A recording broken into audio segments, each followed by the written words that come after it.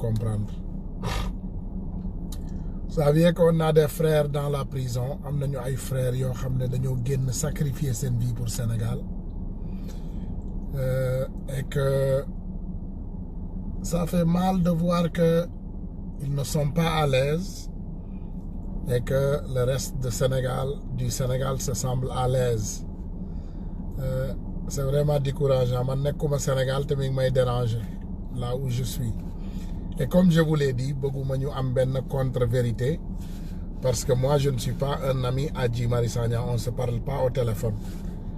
Du même que le docteur Babacar Diop wala ses membres de Frapp France Dégage ak nitu dëgg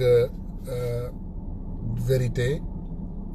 mouvement yi gars yi man duñu sama ay xarit, je ne parle pas avec eux. Mais étant sénégalais ñun ñëpp ñu am xol ñu xam ne Sénégal moo ñu ñor bu ñu gisee ay doomu Sénégal yuy génn di xeexal Sénégal bu ñu amee jafe-jafe c'est notre responsabilité en tant que ay doomu Sénégal ñu taxaw leen. Mais tey guerre de la faim suñu frères yi ñemewuñu lekk ci kaso bi parce qu'en réalité ki fa mujjee dugg lekk dañ ko empoisonné. La dernière personne, le dernier patriote qui a été en prison, qui a mangé dans la prison, on l'a empoisonné. Du coup, suñu frères yi fa nekk nii ils sont assez cohérents xam ne gouvernement bi ñu ko seqal gouvernement bu sadique la ñu bañ a lekk. Tout simplement en pensant que leurs frères sénégalais ñun seen frères yi on viendra à leur secours ñun dinañu ñëw ñu génnee leen ci li ñu nekk. C'est vraiment dégoûtant pour xalaat ne dinañu am ay frères yuy génn di xeexal réew lëmb ñëpp toog seen place ñëpp jàpp seen njàmbur bàyyi ñu leen di rey bàyyi ñu leen di noot bàyyi naqar di leen rey ci biir kaso bi. Nous on est toujours resté chez nous calmes et contents et heureux. J'en suis sûr et certain que ñu ngi teg musique ñu ngi togg ñu ngi fecc comme si rien n'était. Masiba naaru laay bi mooy doon ñooñu fa nekk di ñu xeexal tey ils seront du bon côté demain bu ñuy toog di ñu xool ñun sénégalais yi ñu leen di rey ay génocide di am Sénégal ñuy rey ay doomu aadama Macky Sall bu ñuy dicter di ñu rey di ñu xoxotal di ñu toroxal au nom du créateur je serai là booba laay jouer sama musique bis bu ma gisee Macky Sall mu arrivé li muy def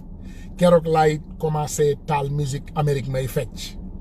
fecc gis sénégalais yi ñuy dee jour bu ma gisee sénégalais yi ñuy dee armée bi di dal seen kaw police bi di dal seen kaw di leen rey keroog laay commencé célébrer moi je serai du côté de Macky Sall ce jour là wallahi billahi tallahi dinaa ànd ak Macky Sall. Xam ngeen man li neex ci sama affaire mooy dama réew li ma am yëpp man maa ko moom wallahi billahi tallahi Macky Sall lay àndal keroog musu leen dégg ma waxee nii sama diggante ak yàlla billahi wallahi tallahi billahi ñii bu ñu génnul ci kaso bii bu sénégalais yi génnul xeexal ñii man du ma doon doomi xaram buy xeexalati Sénégal ma xam ne Sénégal jaratul xeexal man musumaa gis réew ay doomu aadama yu soxoree ni sénégalais des personnes qui sont si lâches xam nga waroon naa koo seetlu parce que ça m'arrive à moi tout le temps parce que fii laay toog di xeexal Sénégal ay doomu xaram yu tekkiwul dara di ma attaqué di ma saaga di ma wax lu leen neex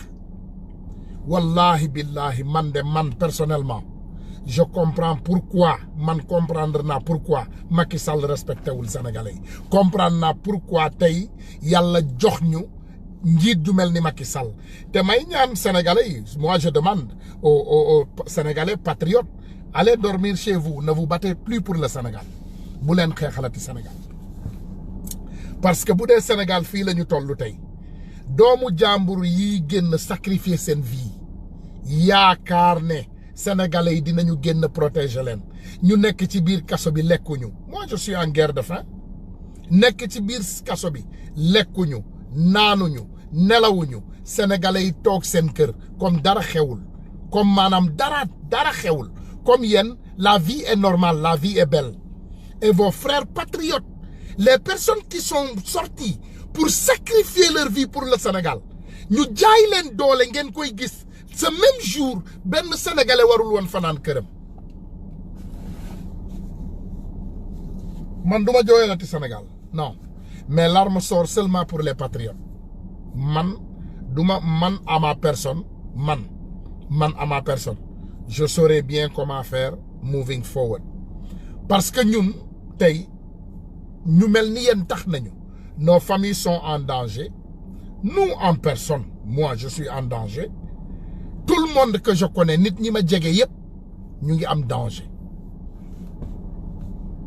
vraiment ngeen toog justice Sénégal tey dégg naa justice fukki nit taxawuñu fa pour protéger suñu frères yi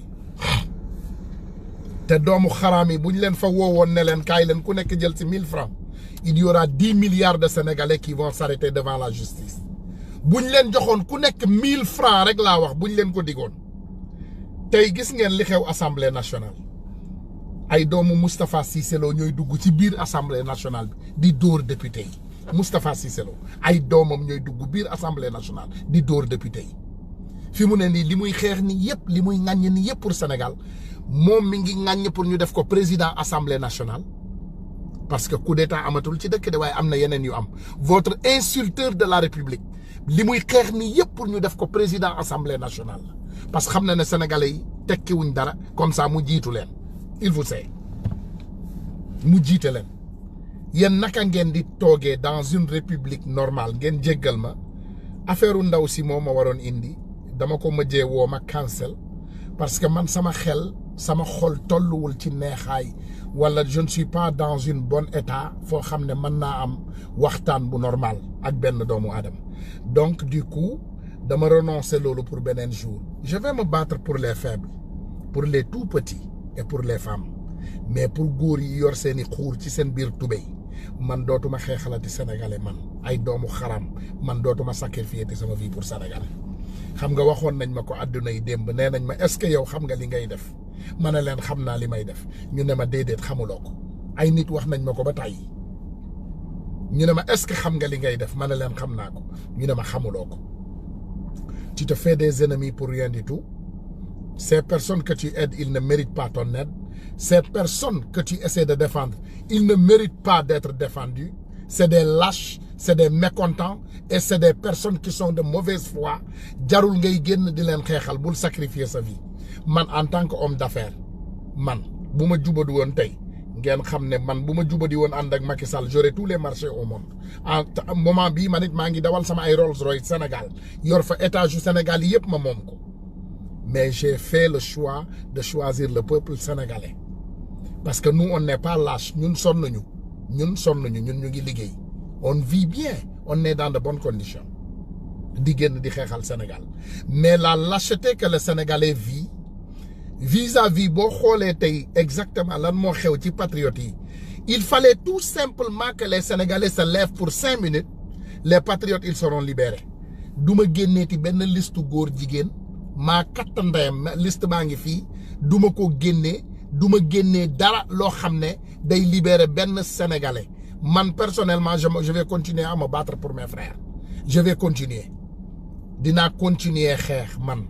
dinaa continuer xeex de ma manière je vais aller on va appeler pour des marches dinañu génn ñun fii dinañu génn ñu xeexal suñu frères yi on fera tout ce qu'on pourra pour les libérer buñ leen libérer fu ma amul woon numéro Guy Marius Sagna dinaa ko woo man personnellement ne ko na toog këram jàpp njàmburam Sénégal jarul xeexal Sénégalais jarul xeexal nañ leen bàyyi rek seetaan leen ak doomu yaram bi leen jiite mu nangamtaan leen ruux leen ba ngeen doy bu boobaa seen xel yi dina dellusi après di ngeen comprendre ce que vous devez faire vous êtes des lâches des méchants vous des lâches ay lâches ngeen ay méchants ay nit yu bon yéen seen xol yi dara baaxu ci sénégalais moo bon yéen naka ngeen di seetaanee doomu jàmbur bi ci biir kaso bi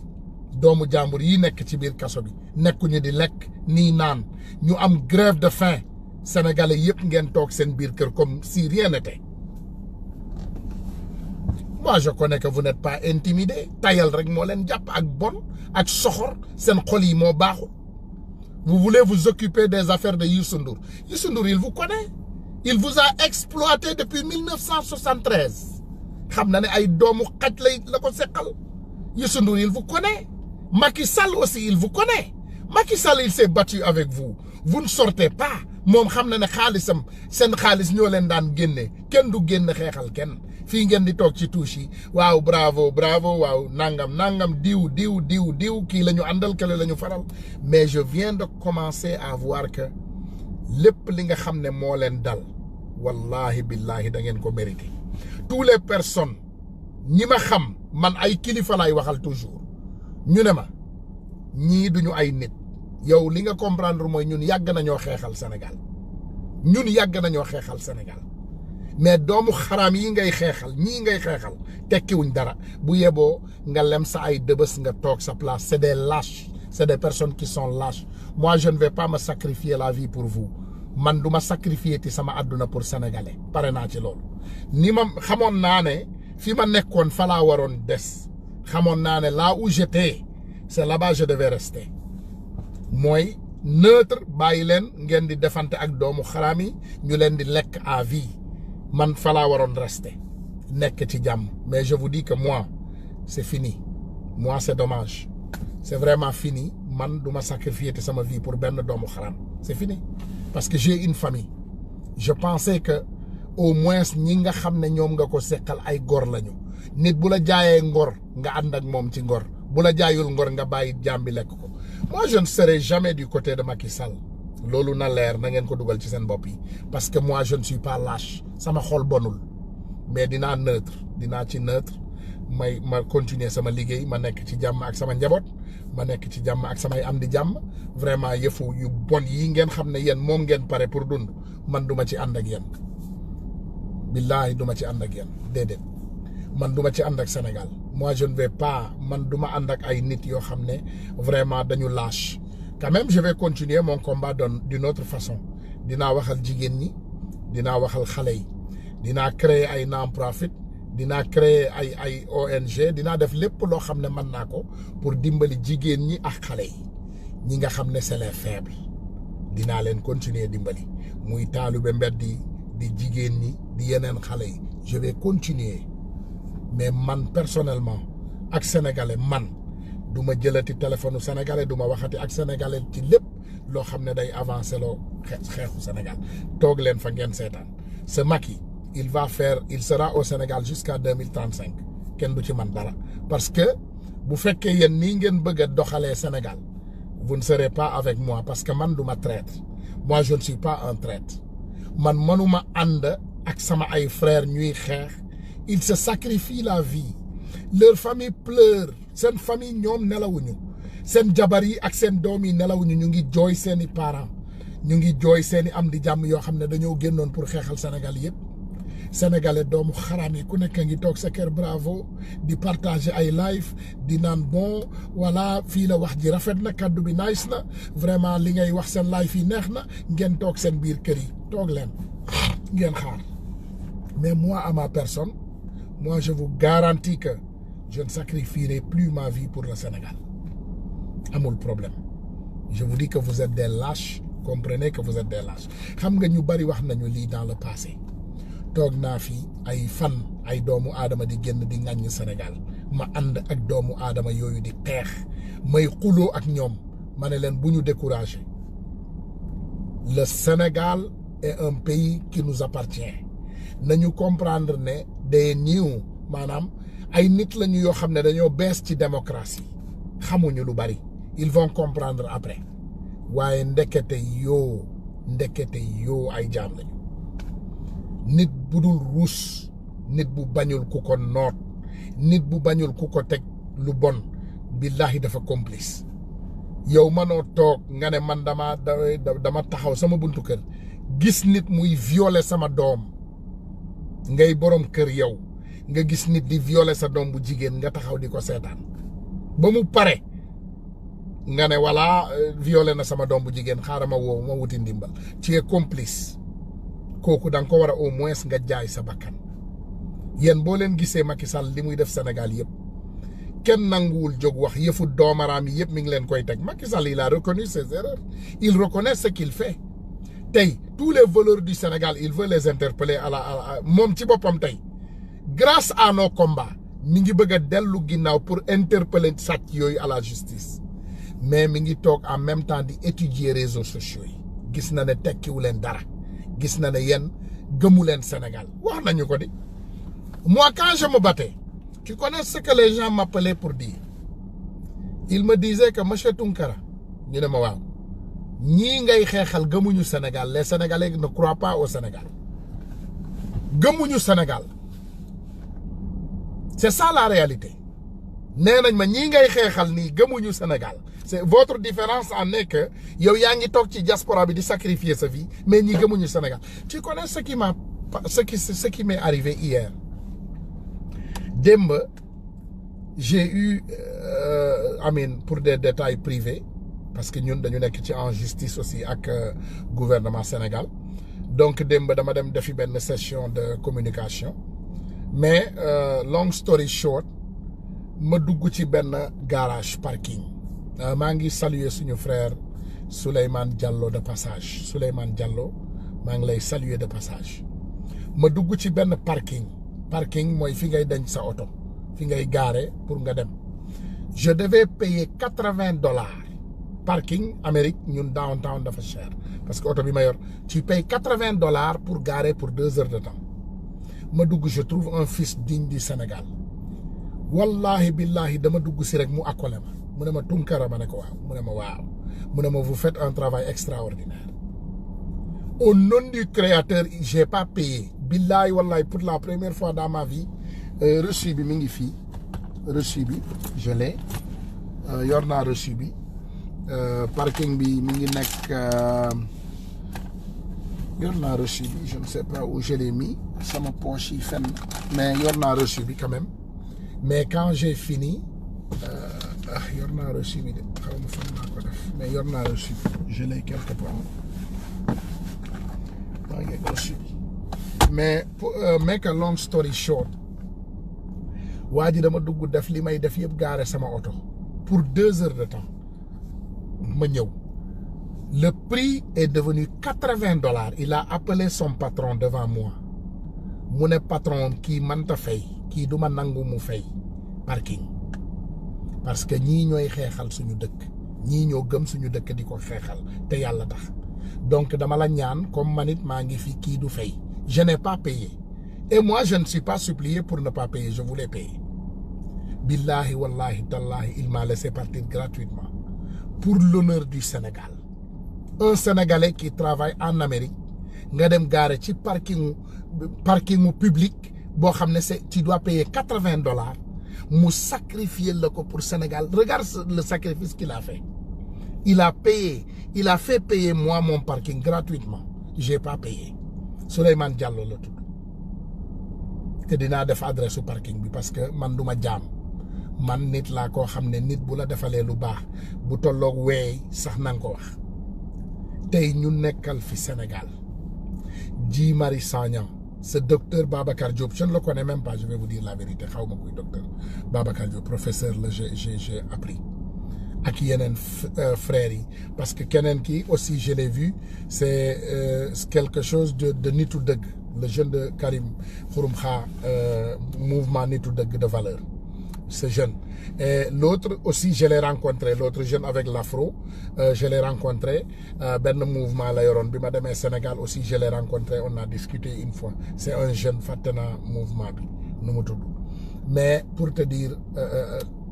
man naqar bi ma nekkee mooy que je ne peux pas les sauver seul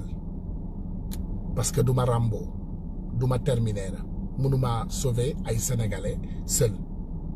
mais on peut faire passer le message ñu jël message bi yëpp sànni ko li ñuy dégg toujours mooy quand il vient dans ces jeunes du ma ko attribuer du ma ko associer ak kenn parce que Guy Marius Sagna n'est pas sorti pour Idrissa Seck il n'est pas sorti pour Ousmane Sonko il n'est pas sorti pour n'importe quel parti politique il est sorti au nom de aar li ñu bokk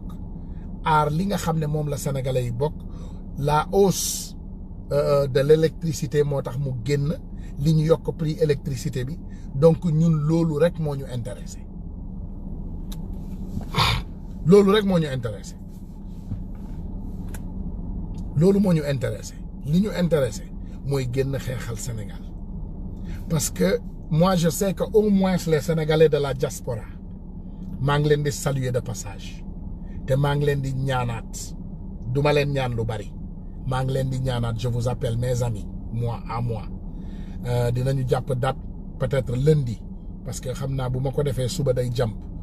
mais nañu jàpp date lundi bii di ñëw je ne sais pas la date tey la 4 donc baal leen ma xool datu lundi pour que ñun ñëpp ñu daje s'il vous plaît faites-moi signe nous tous on se donne rendez-vous devant le consulat du Sénégal pour dénoncer l'arrêt illégal de ces patriotes bu ñu dundee balaa booba si ils sont vivants avant cela bu ñu dundee ba booba personne ne connaît parce que 36 heures ils n'ont pas mangé ni boire they didn't eat for 36 hours am na kenn koo xam ne daf ci doon piqué crise je ne sais pas exactement c'est qui parmi eux mais am na ku ci piqué ñaari crise am na ku ci piqué crise 2 fois ses frères xaw ma sax ndax dinañu dund balaa booba dinaa woon ak sénégalais yi man du ma sonn je vais continuer à vous appeler ce lundi qui vient mardi lundi ngeen jéggal ma mois de décembre baa ngi nii so Sunday Monday bii la 2 la woon Monday lundi 9 laay woo gars yi s'il vous plaît devant le consulat du Sénégal nañu joxente rendez-vous midi lundi 9 midi ñun ñëpp ñu daje fa parce que xam naa ne ñun au moins ay góor lañu ndax li am tey akas néew Sénégal ci respect Macky Sall gàcce bu mu mas a am akas néew ñun ñoo ko tegoon donc nous on va répéter la même chose lundi 9 on se rencontre devant le consulat du Sénégal à la 116e à midi dinaa jël permis yi war te dinaa defar aussi pancarte yi war donc lundi 9 ñu rencontré wu ci kanamu consulat bi pour ñaxtu li nga xam ne moom mooy jàpp Guy Marius Sagna bi ma ciy woo patriotes yi laay woo patriotes yi yëpp laay woo ngeen woo ma sama numéro téléphone musuma koo joxe je vais vous le donner pour la première fois bu ma kenn wooyee waxtaanu ñàkk fayda je ne suis pas là pour écouter vos discussions maa ngi dugal sama numéro bi pour ngeen am ko ngeen baal ma maa ngi koy dugal léegi ngeen am ko numéro bi maa ngi koy dugal numéro bi nii ngeen am ko baal leen ma je vais mettre le numéro je vais l'afficher da ngay def 001 anyway soxlawuloo 001 parce que du waa Sénégal lañ soxla mu woñ so 347 514 2470 voilà marche lundi 9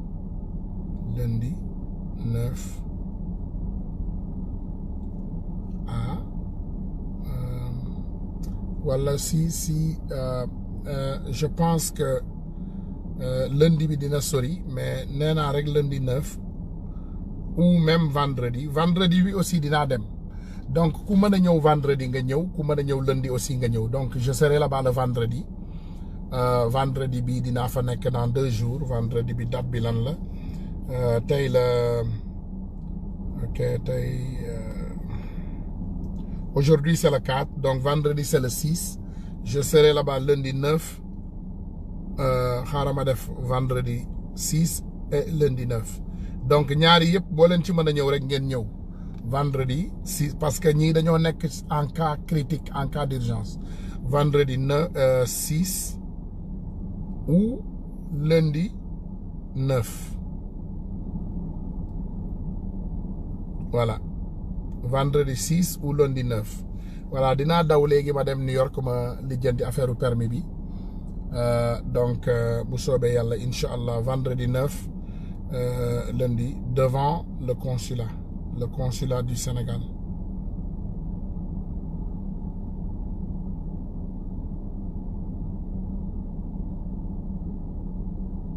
Du Sénégal à New York. Ok voilà devant le consulat du Sénégal à New York donc sama numéro mi ngi noonu dugal naa ko léegi yéen ñi ko amul woon di ngeen ko gis vous allez le voir voilà c'est là mon numéro est là dugal naa ko maa ngi koy pin donc ku bëgg a participer vraiment ci marche bi tu peux m'appeler sur ce numéro 347-514-2470. Donc encore une fois wax naa ko te na leer, le numéro n'est pas donné pour quelqu'un m'appeler pour des problèmes personnels. du ma wuyu kenn ki may wuyu mooy vraiment suñu frères yi nga xam ne ñoom ñooy woote pour ñu génn ñu dem ci marche bi, ñu dem jéem a libérer suñu frères yi ñoom Guy Marius Sagna ak ñoom Babacar Diop et le reste des Sénégalais qui sont incarcérés médiocrement, et qu'il y a la grève du faim. Vraiment ñuy xeex pour li nga xam ne moom mooy courant bi, yokkute courant bi la ñuy xeex. Donc maa ngi woo sama frère patriote yi, maa ngi leen di woo mes frères patriotes, je vous appelle à nous faire signe, à m'appeler. Donc vraiment ñu ngi ñaan ñëpp ngeen woo ma, vraiment ñu dem ñu def li nga xam ne moom mooy suñu wareef pour ñu génn ñu wax ci li nga xam ne moom mooy yokkute courant bi ak problème yi nga xam ne moom la ñu nit ñi teg. Vraiment maa ngi ñaan ngeen woo ma, il faut m'appeler immédiatement. Numéro bi dugal naa ko noonu. Vraiment ñu ngi woote que yéen ñëpp ngeen wooñu, vraiment bu ñu abandonné suñu frères yi nga xam ne ñoom ñoo nekk ci jafe-jafe, nañu wone suñu bopp. Voilà, les surprises seront vraiment mis en place buñ fa dajee, mais nañ fa dajee, c'est ce qui est important. nañu dajee. Donc woo naa ci ñëpp nag, vraiment maa ngi ci woo ñëpp, woo naa Sénégalais yëpp, ñun ñëpp ñu daje fa vraiment pour ñu naqarlu. Pour balaa may yàgg sori aussi, balaa may fàtte, am na ku may wooye Germany, I don't understand, but okay. Hello, waaw nuyu naa la, ko kuy woote? Ok, bismillah. waaw da nga bëgg a participer ci live bi?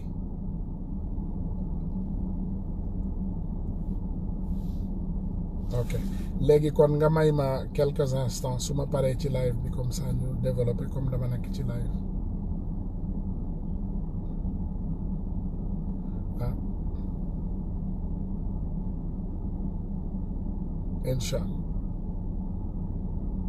incha allah léegi yow su ma paree rek bu soobee yàlla dinañ jokkoo. Merci. Après nga woo ma bu ma paree fii ak 30 minutes 40 minutes man nga maa woo.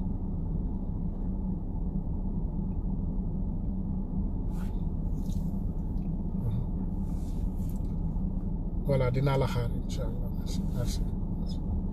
Voilà, donc gars yi ñu ngi comme ni ma leen ko waxee, maa ngi woo doomu sénégalais yi digne, les fils dignes du Sénégal. ñun dinañ ko def fii ci Amérique. maa ngi leen di woo ajjuma incha allah, vendredi à partir de léegi juma fii midi. Donc le vendredi ça sera à partir de 14h incha allah devant le consulat du Sénégal. Voilà, donc ci kanamu consulat bi la ñuy nekk. Donc vraiment boo leen ñëwul it man je serai là-bas. The lady we actually dañu renoncer ba incha allah mardi, amin ba dimanche incha allah dinañ on va l'annoncer. Allô? Ouais. waaw nuyu naa la kooku. Ah ok, léegi dama nekk ci live bi, da nga bëgg a participer?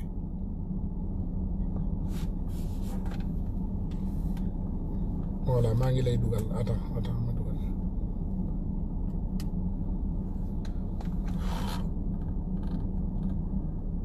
waaw bismillah, yaa may dégg? waaw maa lay dégg bu baax. Voilà, ñu ngi lay nuyu di la ziar di xaar di ñaan sa contribution. ok, so c'est-à-dire que am na loo xamante ne sëñ Tunkara. xeex bi ngeen di xeex nii ñun xam nañ métti gu mu métti, yàggoon nañ ci. yàgg li ñu fi génnee woon. lenn kese la woon mooy dem ba xam ne lu kii nga xamante ne mooy suñu kilifa te mu génn àdduna muy Sidy Lamine Niass. réussirul woon def ci dundam malgré sacrifice yi mu doon def yëpp pour askan bi. ba yàlla tey def mu génn àdduna.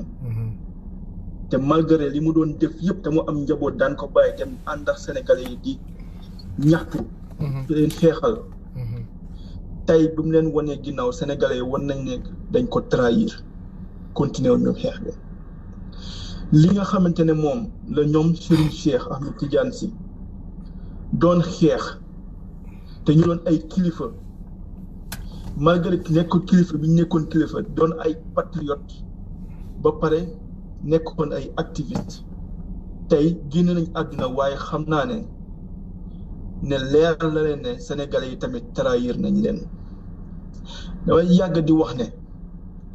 amul benn mbindeef muy sénégalais bu jóg di xeexal askanu Sénégal peuple boobu dellu am reconnaissance moom musul am ci àdduna ba Sénégal di Sénégal ba tey ñi yàgg xeexal Sénégal yëpp sénégalais dañ leen trahir amul ci exception ba tey jii nii yii di xeexal Sénégal bés dina ñëw di ngeen xam ne sénégalais dinañ leen trahir yéen seen jaan wàcc na yéen seen combat da ngeen ko réussir tey ngeen arrêté ko wala ngeen continuer ko yëpp da ngeen ko réussir ba pare seen jaan dafa wàcc mais ñi nga xamante ne ñoo échoué seen combat mooy ñi nga xamante ne tey ñoo nar a souffrir ñoo nar a dund toroxtaange bi nar a am Sénégal man maa leen ko wax ne peuple boo gis muy dund toroxtaange daf ko mérité nañu xool lu ñu def ba mérité ko suñu boroom dafa yemale chance yi tey ñi nga xamante ne bi ñu demee ba xam ne chance yi dafa yem bi ñu demee ba xam ne li ñu nekkee du dëgg dañoo dellu ginnaaw xoolaat seen doxalin ba tey ñu ngi avancé tey Rwanda dama koy joxe exemple Rwanda année 93 94 ñu ngi for ay cadavre ci mbedd mi tey Rwanda mooy bokk na ci dëkk yi gën a set dëkk yi gën a avancé ci Afrique yeneeni réew bi ñu bëggee baax dañu xam ne ñoom baax bi ci ñoom lay njëkk d'abord pour seen réew baax réew ay doomu aadama ñooy tax mu baax bu réew mi bonee doomu aadama yi ñoo bon moo tax réew mi bon njiit nga yàgg nañ di wax ne askan njiit bu mu mérité lay am bu fekkente ne Sénégal yi dañ jàpp ne taaxuraan fo sàcc fen mooy tax ñu am dund bu jag dinañu nax seen bopp dinañ yàgg ci torox tànge bu fekkee ne Sénégalais dañoo yaakaar ne nit jóg di leen xeexal ñoom ñu toog seen kër di naan seen ataaya di ko ruux pour muy dem di tayle bakkanam mooy tax seen àdduna changé dinañ xam ne dinañ yàgg ci torox tànge li nga xamante ne mooy Guy Marius Sagna li muy def nag dëgg la kilifa la mag la il est conscient ci li muy def dafa responsable ci li muy def tamit waaye tamit je pense que ne am na ci ay doomu aadama yi surtout yu mel ni yow ñi nga xamante ne patriotisme bi fi mu yegg ci ñoom sori na il est temps que ñu wax ak moom il est temps que patriotes yi xam ne sénégalais yi ci seen dund lañ leen bàyyi te patriotes yi ñu ngi dund ci seen dund jamono ji la leen sénégalais yi woon ginnaaw donc loolu dafa doy firnde pour ku nekk tamit xam ne say responsabilités yu personnelles surtout su jëm si sa njaboot ak sa dund yow je pense que dafa jot tamit ku ci nekk dellu ci di si xalaat bu fekkente ne man ngeen ci ngeen concentré parce que sénégalais yi ñoo choisir kii di Macky Sall mu jiite leen sénégalais yi ñoo choisir li gouvernement bi li leen jiiti di def yépp sénégalais yi ñoo ko cautionné bu leen fàtte ne malgré risques yi ngeen jëloon yépp ci élection yi passé risque yoo xamante ne kenn xamul fu mu mën a toll kenn mënul xam jafe-jafe yu leen mën a andil ba topp seen njaboot sax sénégalais yi bi tànn jotee dañ leen won ne ki ñuy tànn mooy ki ñuy toroxal bu leen mës a fàtte loolu ay doomu aadama nag bu ñu choisir seen destin bu fekkee ne yéen da ngeen ci jóg pour xeex ci xam leen ne di ngeen ci def li ngeen di mën mais du sori moo waral tey jafe-jafe yi patriotes yi am tey lii dal Guy Marius Sagna bu leen yaakaar ne sénégalais yëg nañ ko yëguñu ko seen xol lii dal tey ñi yàpp yóbbu leen rëbës ba ñuy def grève la faim yëpp bu leen yaakaar ne sénégalais yegg na seen xol yeggul seen xol wallahi azim bu yeggoon seen xol kenn du leen njëkk a jóg bon bu leen jàpp ne malgré effort bi ngeen di def nii te muy man yàgg naa di ko wax ni jihaad la li ngeen di def jihaad la malgré effort bi ngeen di def nii di jihaad ngir seen askan bu leen yaakaar ne yegg na seen xol yeggul seen xol tey di ngeen gis ñu naan leen le combat continue di ngeen gis ñu naan leen grand bul dem grand nangam mais dama ne la ba ca Assane Diouf ba ca yow ñii lay suivre di la commenter di la partager yëpp boo nekkoon ci jafe-jafe doo leen gis. encore une fois Tunkara nga arrêté tey ak nga ñàkk arrêté tey xam ne sa combat réussir nga ko ba pare. jërëjëf merci. leneen di ci topp boo koy def xëy na da nga leen koy defal leen ko ngir asaka rek mais gis nga am na ñoo xamante ne yàgg naa di wax ne bu ñu choisir ne leen bàyyi ak seen choix ñun ay africain lañu tubaab bi moo ñu def sénégalais Afrique am na parti yuy baax di dem ñun bu ñu ay africain dara terew ñu bu ñu bëggee delloo Afrique ñu dem ci dëkk yu baax yi di dem ñu dem fa malgré que ñun dañoo am ay mbokk dëgg la mais nag li ñu war si suñuy mbokk dañ si taxaw de mais lu ñu war ci peuple bi bu fekkee peuple bi dafa choisir ñu dellu ànd ak suñuy njaboot ak suñuy mbokk bàyyi leen ak seen choix tey immigré yi new à l'étranger yëpp ñiy jaar ci gaal gi sax ñiy jaar ci gaal ñiy jaar ci géej élection yi passé amul lu ñu xeexul pour Macky Sall jóge fi même ñi nga xamante ne ci géej sax lañ jaar tey ñooñu déception bi ñu am tax na tey kenn déggatu leen jëm ci génn nañ ci yëfu Sénégal génn nañ ci ba set di wax immigré yi ne leen dafa am ñoo xamante ne ñàkk nañ ñàkk jom goo xam ne boo leen yàggee topp di leen dimbali topp di sonn ci ñoom xamal ne bés dina ñëw yaay des yow kese dañu la won ginnaaw nu ñuy wane ginnaaw patriote yëpp tal leen seen bopp tal leen seen njaboot tal leen seeni nit Sénégal musuñu xam combat boo xamante ne ñëpp a koy bokk pour peuple bi la pour patriote pour dëkk bi la xamuñu su ko xam sénégalais combat bi mu xam mooy lan laa ciy jëlee comme avantage sénégalais boo gis li ci ëpp li ñu xam mooy li ma jóg di defe ji lan laa ci jëlee comme avantage mais xamuñu lu ñuy xeex pour bokk ko te encore une fois ñun ñoo fekk tey ñoom nañu ñooy jóg di def ay affaire activisme mais bu ñu mës a fàtte ne ñi ñu jiitu ci loolu ba tey yàlla def ñu génn àdduna sénégalais yi dañ leen mës a trahir yàgg naa di wax ne Sénégal réewum njaam la moo tax politiciens di def nit ñi ay jaam sëriñ si di def nit ñi ay jaam bu leen fàtte loolu ba léegi nit ñi bëgguñu nekk ay gor bu ñu bëggoon nekk ay gor sëriñ si duñ leen def jaam bu ñu bëggoon nekk ay gor politiciens duñ leen def jaam donc ñu bañ a nekk ay gor yéen ñii di ay gor boo leen jógee di wax xam leen ne da ngeen di def rek li leen war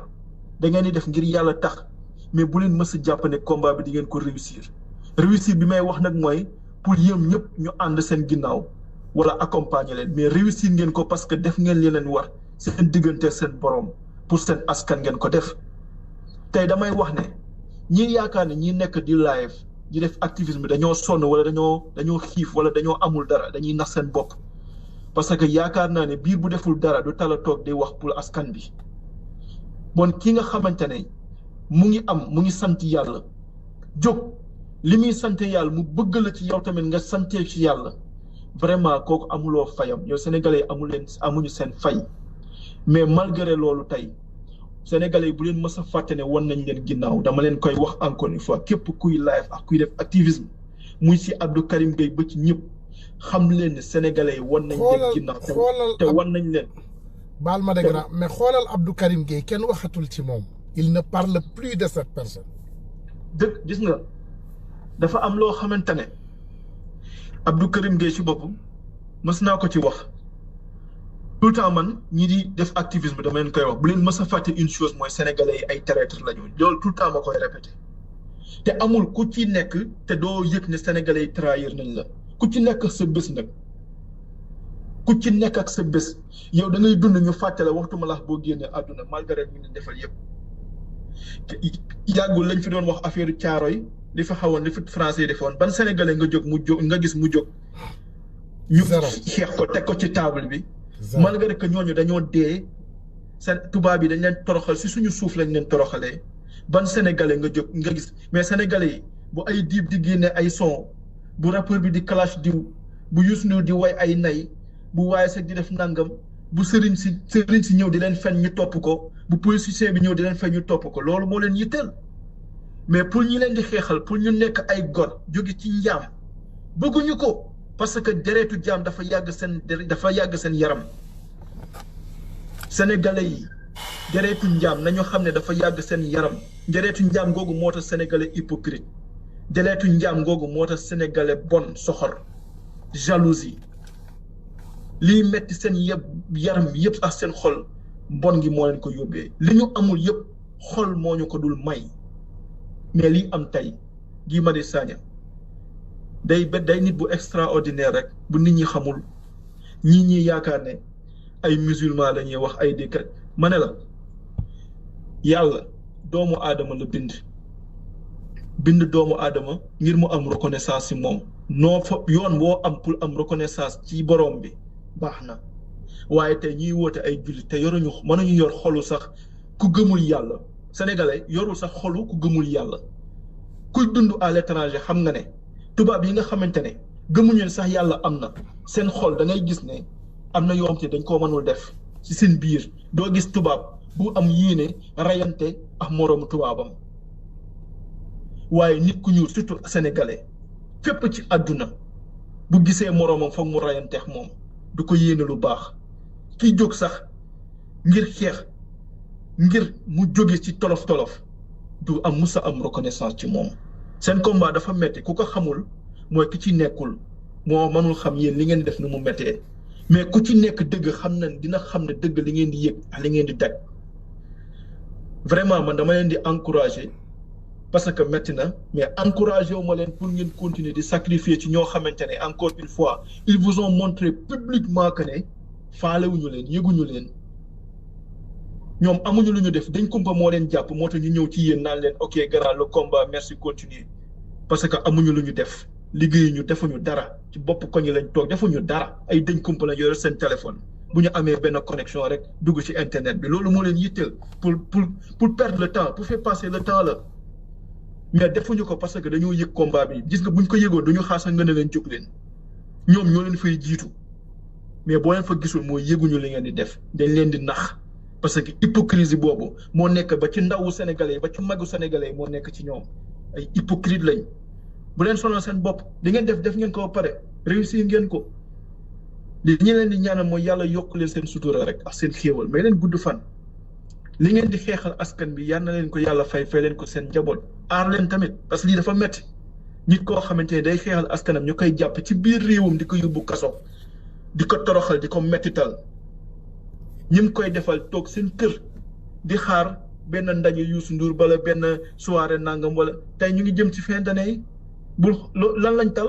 taluñu courant buy kii de parce que li jël ñun teew ñu ko parce que seen i baay yi tey si ñu nekk ñoom mënoon na leen lépp tey xaalis bu salte mooy daw Sénégal corruption argent boo xam te dañ koy blanchir nga yaakaar ne gars yi dinañ yëg salaire li ñuy fay parce que léegi ñëpp a ngi ci trafic bi pour nga ngeen gis ne drogue bi et cetera ak argent sale mu ngi circuler carrément parce que booy yi léegi amatuñu lu ñuy def te ñun ñëpp ñu ngi ci trafic bi seen i waajur yaa ngi ci kuy liggéey di ñax yaa yëg courant bu yokk parce que booy liggéey yokkuñu sa salaire yi yokk sa facture di nga xam ne jóg jot na mais ñoo xamante ne ñu ngi ci sàcc bi ñu ngi ci trafic drogue bi ñu ngi ci xaalis bu lewul bi ñu ngi ci lépp mais ñooñu lijjantiwuñu ndax facture courant day yokk wala dund bi kii parce que ñoom ñëpp a ngi ci réalité bi gars yi dañ koy nëbb day jekki saay di feeñ nit ñi di indi ñëwu mais yoratuñu réew ñun yoratuñu yoruñu sax àll dama ne rabu àll yi li ñuy dund sax moo gën li Sénégal yi di dund ñun suñu yëpp a yàqu sëriñ ci yàq nañ réew mi politiciens yàq nañ réew mi